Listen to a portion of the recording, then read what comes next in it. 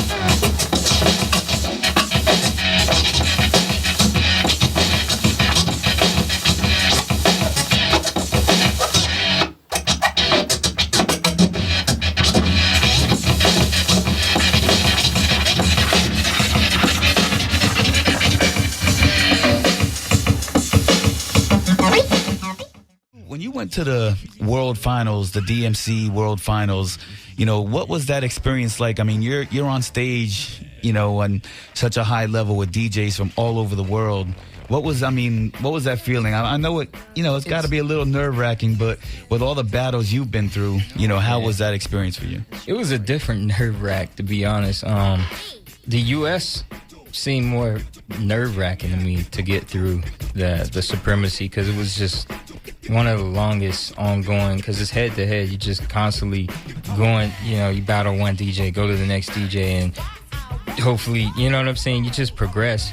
And the same thing in the Worlds, but in the World, it's kind of like you're ready, but you kind of still have to prepare yourself, but you really don't know what you're going to face, but you know that you have to have your routines, like, solid. Mm-hmm. And there's different styles of music. Once you reach the Worlds, it's like, okay, you don't know, this dude's gonna pull out some crazy electronic stuff on you, so you can't just go in there, you know, half-stepping. But I try to just mentally prepare myself. I just go up and do what I do. You know, you just gotta have that you know, courage, or what should I say, just ambition to really want to win. And I think that's what kept me going and wanting to do it so much is, yeah, okay, you know that, you know, you can always get better at what you do, and I always feel that I can, you know, progress in what I do. And I think it's time for me to renew my battle license. I need to get, you know, into some more battles this coming year. And I'm glad to hear that, because I know a lot of people like to see you go back after that title. Yeah, it's in the blood, man. I can't help it. That's good to hear. And plus, you know, the turntable scene in the U.S., like, I want to keep it alive, as well as other DJs out there that cut, scratch, you know, that want to compete or do compete.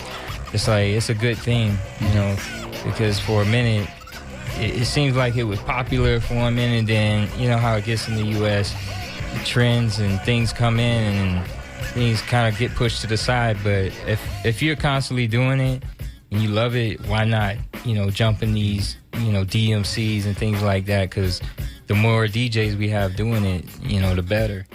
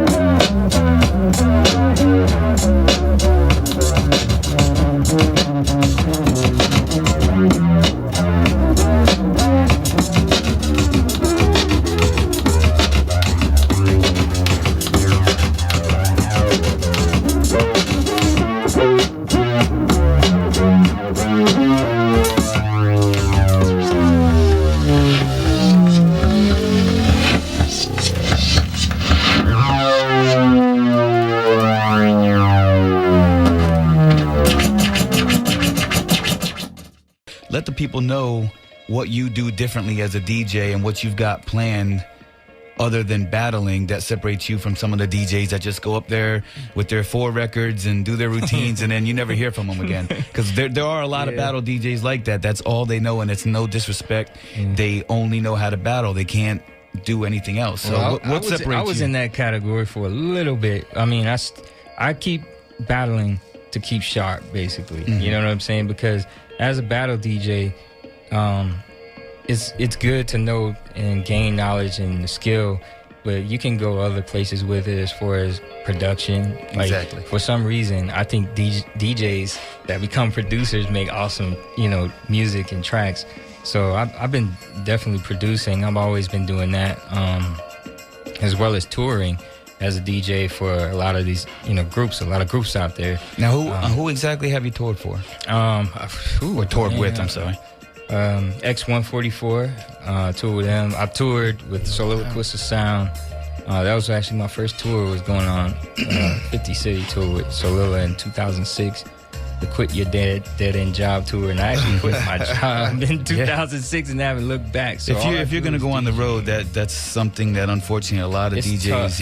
It can be tough, especially being independent, artists doing it.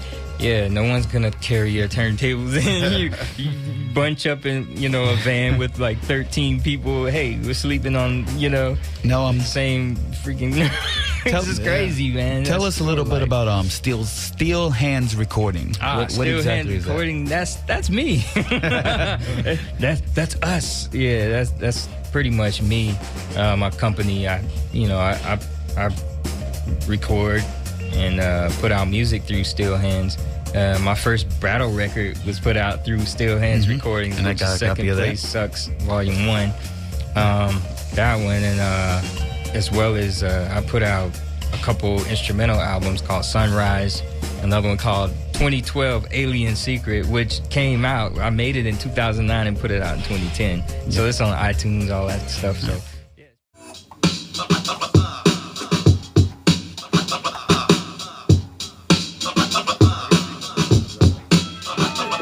Well, my name, I care, I'm versatile, and plus I never eat cow if it ain't halal. While you rabble bit styles in the 3rd degree, myself is appetite like cornbread, Earl and me. Showcase with the voice, it's so fresh, and I can still suck a rubber in a minute or less. I can talk all day, but I'ma save my breath and let my nigga Mark 7 just do the rest. I'll do the rest, but I won't rest. Get fresh off of any beat you suggest. Hot tech with the combination we prepared. Rap, cozy, yeah, behind the kick of the stand. Now check it. Marks the words.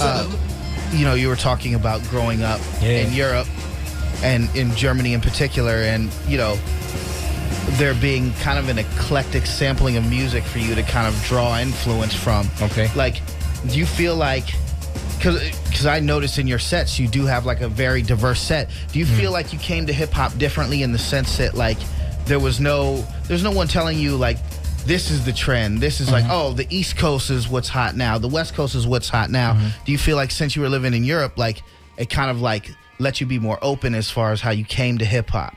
Yeah, I would say it has. It definitely opened my mind to just, there's different types of music as well as, in hip hop, we take from a lot of elements or types of music anyways and, put it together. But for some reason, yeah, I think my sound is more of like just different, I just try to do different things. Very unique. Like it's something when I get the idea or whatnot, I just do it.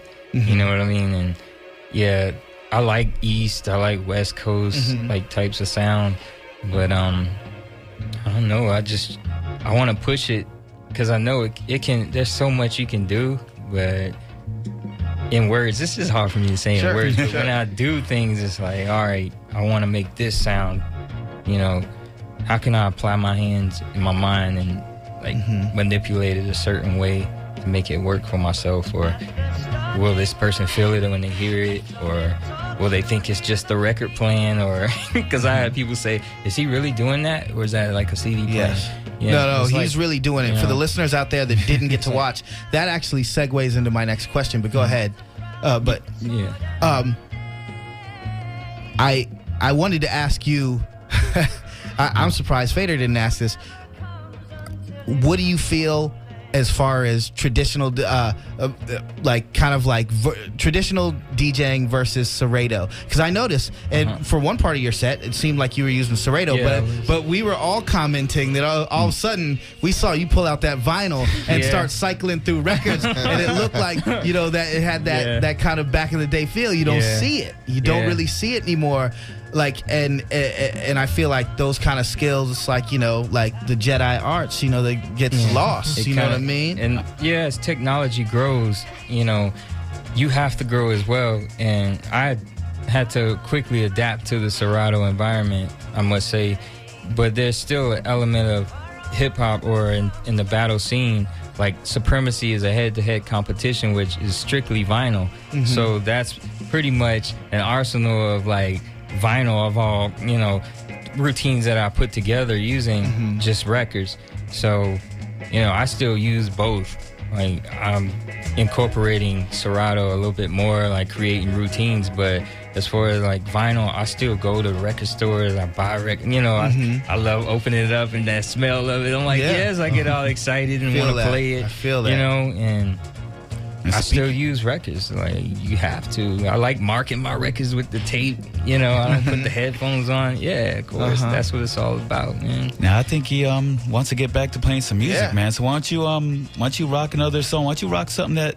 Well, I'm gonna keep rocking some songs off of the Me album, because I really love that album, and your cuts were killing it. I'm gonna keep rocking that, and we'll give you the thumbs up when he's ready to go. Yeah, no on the Me album. Just to let you know, there's a track, What If? That's the one I produced, like, straight. It was turntables done live. Like, you know, it was just the record play, scratching on the other one. So it was kind of like that old school feel, you know, just turntables. And you did it live. Right there and just recorded it. So, yeah. No doubt. We'll definitely get to that one then, man. Cool. All right. Well, ladies and gentlemen, once again, the incomparable SPS, thank you for coming and, you know, giving us the interview and playing a set. And of course, we're looking forward to your second set. Remember, ladies and gentlemen, that every first Tuesday of the month we do this. We get a different guest DJ, interview them, and, you know, give you insights into DJ culture. You know, we're hitting all the bases, not just MCs, not just producers, DJs as well. Fader brings it so lovely with the interviews. So, hey, let's get back to it. It's Hip Hop Flavors, y'all.